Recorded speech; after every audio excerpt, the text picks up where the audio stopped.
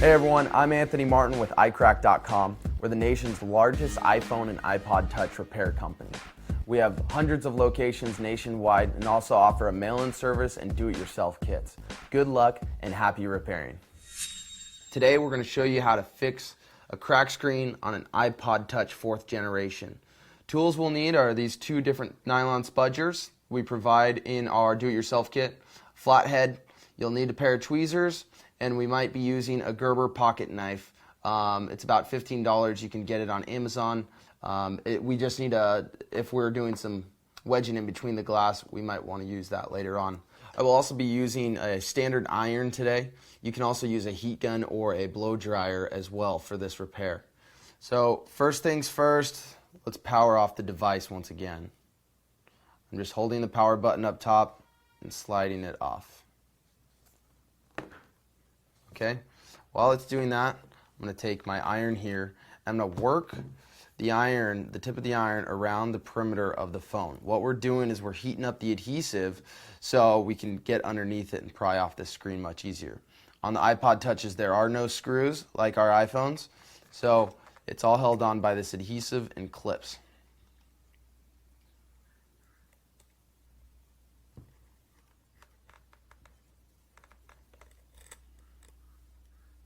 Now you only need to put it on for probably about 5 seconds in each area. Kind of rub it around in a circular area. The top and bottom part of the iPod Touches are most important as there's the most adhesive in those areas. And then of course you can do the perimeter for a couple seconds each. And of course it goes without saying, when you're dealing with these iron, you want to make sure you're being careful as it is hot. Okay. So now I'm going to first start with a flathead screwdriver. I'm going to get underneath between the frame and our glass and start to pry up the screen here.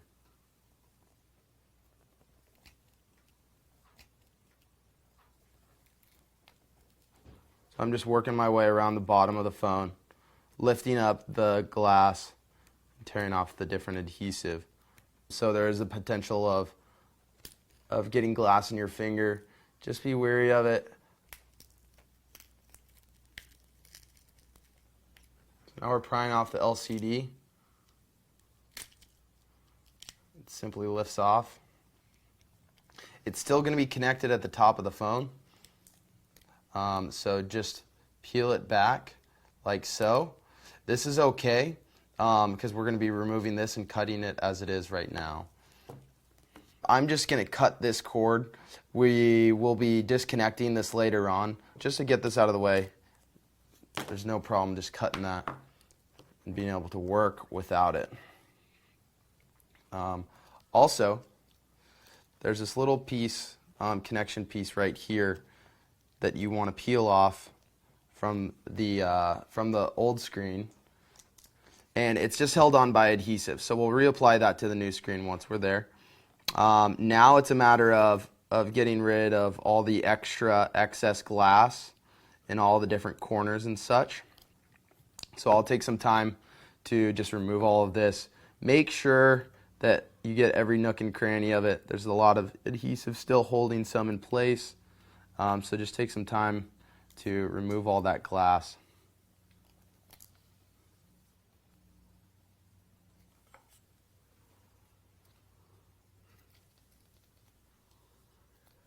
So what I'll typically do is I'll get the adhesive up a little bit. I'll peel underneath it with my flathead screwdriver, and then I can take my finger and kind of pry off most of it. Okay, and then I'll start to wedge underneath again. And then pry off. Now get in there and make sure you can get as much glass as possible. So we have some more glass. This is a very cracked screen, so we have a lot of shards of glass just kind of hanging out. Now I'm just peeling off some of the adhesive around the corners, and we're almost complete.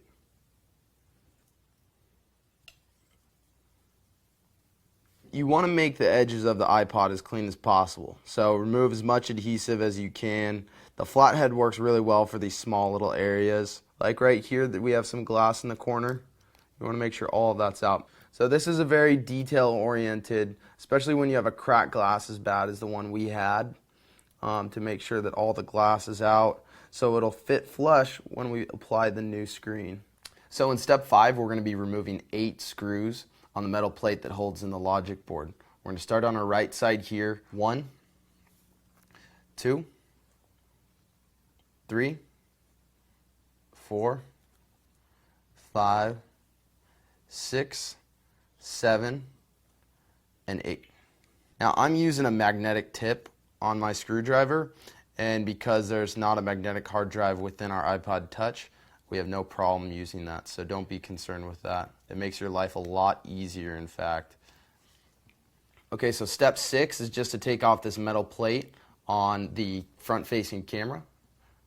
It's located right there. So I'm just going to use a plastic spudger and wedge underneath here and peel that off.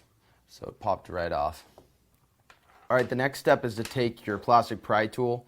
We're going to remove this steel frame that's holding in the logic board. How we want to do this is start in the bottom left corner here. It's held on by adhesive. We're simply going to wedge underneath it, pry our way around, peeling up.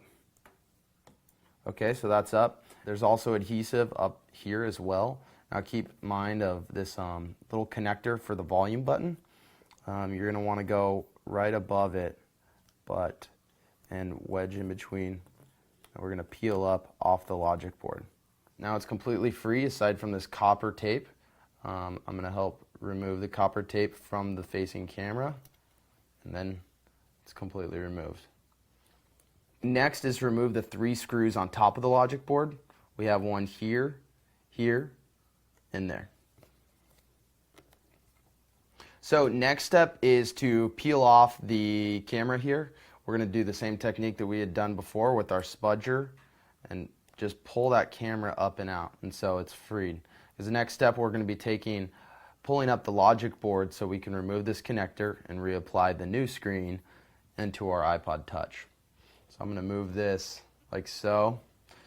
Technique here is to use the green spudger again.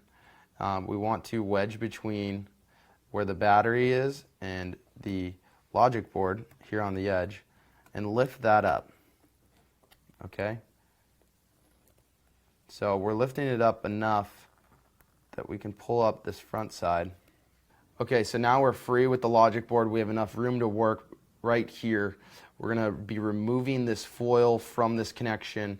This is where we applied the new screen connector, which I'll show you in just one second. I'll be removing this foil that's placed right on the connector of the logic board. How we're going to do that is just use this spudger once again and start to peel it up gently. Once it's peeled up, I'll just take a tweezers and grab it and peel it over. We'll be removing this whole copper and then reapplying it. So there's the copper connection. We can put that aside. And now we're there. This is the connection we were looking to get to the whole time. It's connected right at the bottom half right here. So you can just take your spudger and peel that right off. Okay. Alright, so we're to the point to apply our new screen. What we'll be doing is taking the connector and putting it right exactly where we just removed the old one from. So the best technique is to take it like so. I'm going to pull it to the side here. It'll be easier for me. So I'm going to take the connector and apply it to the bottom part of the logic board. I have both my fingers on it, lining it up, and then I just clip it on. So now the new one's clipped in. I'm going to move the rear-facing camera in its correct position. And now we're ready to begin reassembling it. First things first, we want to reapply our copper that wraps around our connection of the logic board and new screen that we're applying. The technique I use is to hook it underneath and then slide it down simply, and then sort of make sure it's got a good wrap on it and drop down that final piece of the copper. Okay. So now we want to make sure everything fits snug. Re-click in our logic board because we'll start reapplying all of the screws. here next. Before we forget, let's pull off this back plastic on here. So that would be the last one. Now we've connected the digitizer, the LCD connection. First start screwing in this, and then of course we'll connect these right before everything's completed. So we'll first screw in these 3 screws that we had previously just taken out. The smallest screw of the 3 screws in our front-facing camera here. And then the other 2 are the same size. Next, we're going to be taking our steel mid-plate, reapplying it to the logic board. I first drop in the bottom part first, like so. Make sure this is applied correctly. So it's in, and then I start to drop in our top plate.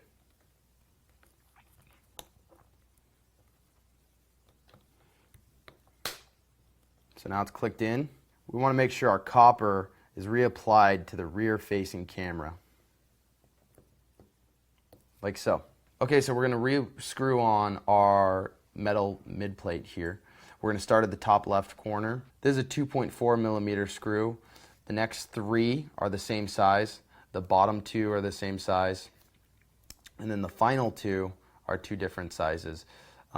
They are actually, this is a 2.3, and then this one is a 3 millimeter screw. Okay, so I'll work my way from the upper left all the way down and to the right.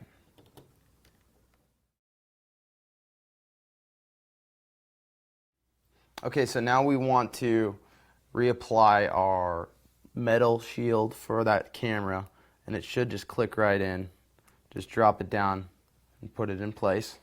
After we do that, we're ready to connect our LCD. Where we're working is we're going to be connecting this connection to our logic board, which is the LCD connection. It's going to be very difficult to show you because you actually have to drop the screen down so the connection can reach the logic board, and I'll use my spudger inside to connect the 2. Okay. Okay, so now that it's connected, we want to take our old home button, which was from the old screen, and place it in its spot. Just drop it down like so. Make sure it's set in place correctly. Alright, so we've reconnected the LCD. We have the home button in place. Now it's just a matter of reapplying our new screen onto the iPod Touch. So I have some adhesive here that I'm going to use to lightly dab around the perimeter on the inside of our iPod Touch. I'm adding it lightly a little bit on the bottom here, just on the steel parts. Obviously you don't want to put it on any of the screws or anything of that nature. So we don't want to seal the phone for good. We just want to make sure it's nicely secure when we put on the new screen.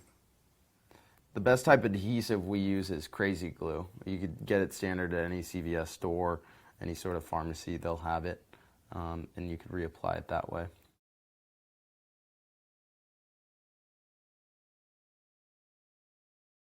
What I'd do is I'd hold it on each side until it had a good, nice seal to it.